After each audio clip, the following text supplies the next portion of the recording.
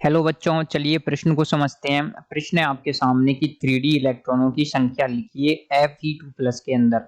आगे बोला गया है कि आप इन जलयुजित आयनों अष्टफलकीय में 5 3D कक्षकों को किस प्रकार अधिग्रहित करेंगे, दर्शाइए। तो आपको प्रश्न के अंदर बताना है कि Fe2+ के अंदर कितने 3D इलेक्ट्रॉन हैं और फिर उन इलेक्ट्रॉनों को जलयुजित आयनों में अष्टफलकीय कक्षकों में हम उनको किस प्रकार से भरेंगे, ये भी हमको दिखाना है। तो इस प्रश्न की जो मुख्य अवधारणा है वो ये है कि आपको पता होना चाहिए कि जो आपके 3D इलेक्ट्रॉन है वो कितने Fe2+ के अंदर कितने हैं और उनको किस प्रकार से जमाया जाएगा, यही आपको आना चाहिए। तो आपको क्या करना है, आपको बताना है कि Fe2+ के अंदर कितने 3D इलेक्ट्रॉन है और उनको किस प्रकार से अधिग्रहित करेंगे, यानी कि उनको किस प्रकार से जमाया जाएगा।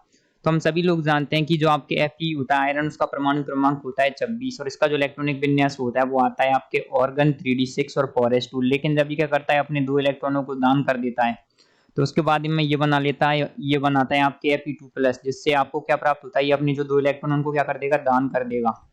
तो ये जो इसका इलेक्ट्रॉनिक विन्यास आ जाएगा वो आ जाएगा आपके ऑर्गन 3d6। तो ऑर्गन आ जाएगा 3d6। तो आप क्या करेंगे, d6 में क्या करेंगे, आप इलेक्ट्रॉनों को जमाएंगे। तो हम क्या करेंगे, जो आपके देखिए d के अंदर कितने होते हैं, टोटल 5 कक्षक होते हैं जिनमें क्या करना है, आपको 6 इलेक्ट्रॉनों को भरना है। तो सबसे पहले भरे जाएंगे कुछ इस प्रकार से 1 2 3 4 5 और 6। तो आपसे पूछा गया था कि 3D इलेक्ट्रॉनों की संख्या लिखिए, तो सबसे पहला उत्तर आ जाएगा आपके पास में जो आयरन के अंदर 3D इलेक्ट्रॉनों की जो संख्या आ जाएगी, संख्या कितनी हो जाएगी, आ जाएगी आपके 6। आगे पूछा है कि अष्टफलकीय इन जलयुजित आयनों को अष्टफलकीय में पांचों 3D कक्षकों में किस प्रकार अधिग्रहित करेंगे, दर्शाइए। तो हम सभी लोग जानते हैं कि क्या होता है, जो जलयुजित आयन होता है उसमें जो डी उपकोष होता है वो कुछ इस प्रकार से बढ़ जाता है। डी उपकोष बढ़ जाता है आपके दो तरीके से, एक होता है आपके T2G कक्षक और एक होते हैं आपके EG कक्षक। तो T2G और EG में कुछ इस प्रकार से बढ़ जाता है, आप देखेंगे तो ये होता है आपके T2G और ये होता है आपके EG। तो आपसे पूछा है कि आप इसमें इनको किस प्रकार से जमाएंगे। तो हमारे पास है 6 इलेक्ट्रॉन, तो सबसे पहले ऐसे आएगा 1 2 3 4 5 और ये 6। तो जो इलेक्ट्रॉन आ जाएंगे वो कुछ इस प्रकार से जाएंगे T2G, T2G4 और EG2।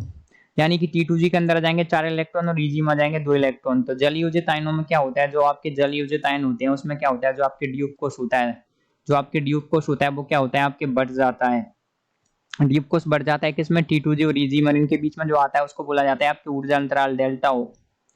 तो इस प्रकार से हमने इस प्रश्न को हल किया। सबसे पहले पूछा था 3D इलेक्ट्रॉनों की संख्या आयरन 2+ में, तो वो आई है आपके 6। उसके बाद आपसे पूछा गया था कि आप इन पांचों अष्टफलकीय में आप पांचों 3D कक्षों को किस प्रकार से अधिग्रहित करेंगे। तो हमने उनको ये भी बता दिया, हम उनको किस प्रकार से अधिग्रहित करेंगे। वो आ जाएगा आपके T2G4 और EG2 आ जाएगा। तो आशा करते हैं आपको प्रश्न का उत्तर समझ आया होगा। धन्यवाद।